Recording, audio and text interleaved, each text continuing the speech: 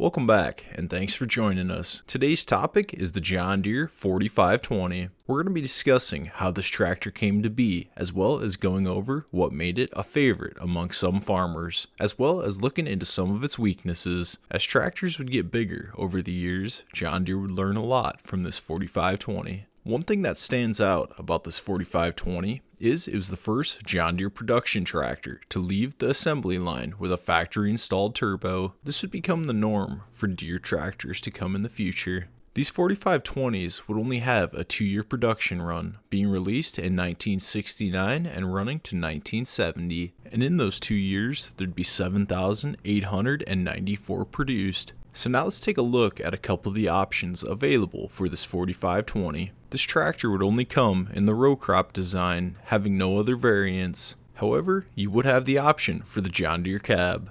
This cab would feature a heater, but would not feature air conditioning. One of the cool and more rare features for this tractor was the hydraulic front wheel assist. Deere was still early on with the hydraulic front wheel assist designs, but this would be a stepping stone getting us to where we are today.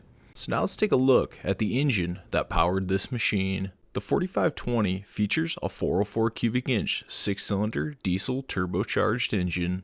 However, this would be a redesigned block compared to the 4020's 404 engine. Being a new design of the engine for more horsepower, we'd also get a new lubricating system as well as a bigger radiator to keep it cool. The 4520 would bring in 111 horsepower at the drawbar and have 123 horsepower at the PTO. The engine in the 4520 is where we'd come to see quite a few issues, and we'll be covering those later in the video. Now let's move on to the transmission side.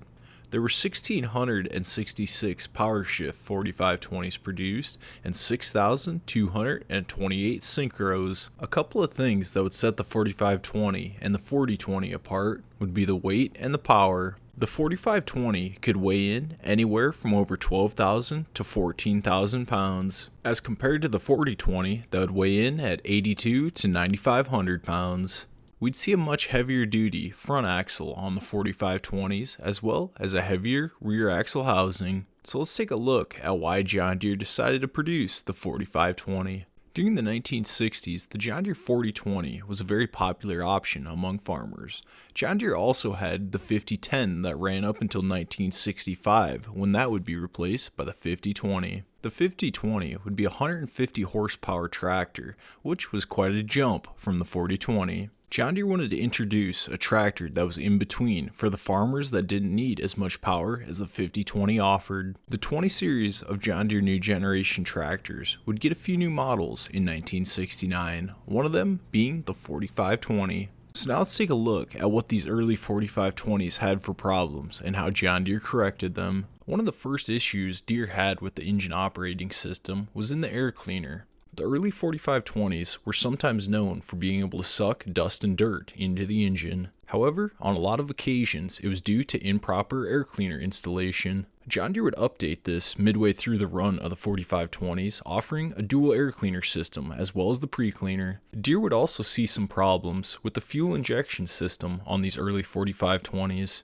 The early models would see the injection pump ran off the camshaft, located in the back right, behind the side cover, just as 30 and 4020s did as well. Deere would soon update the location of the injection pump, moving it to the front cover. Another thing the 4520 would feature that would stand out compared to other models at the time would be in the front axle with the steering.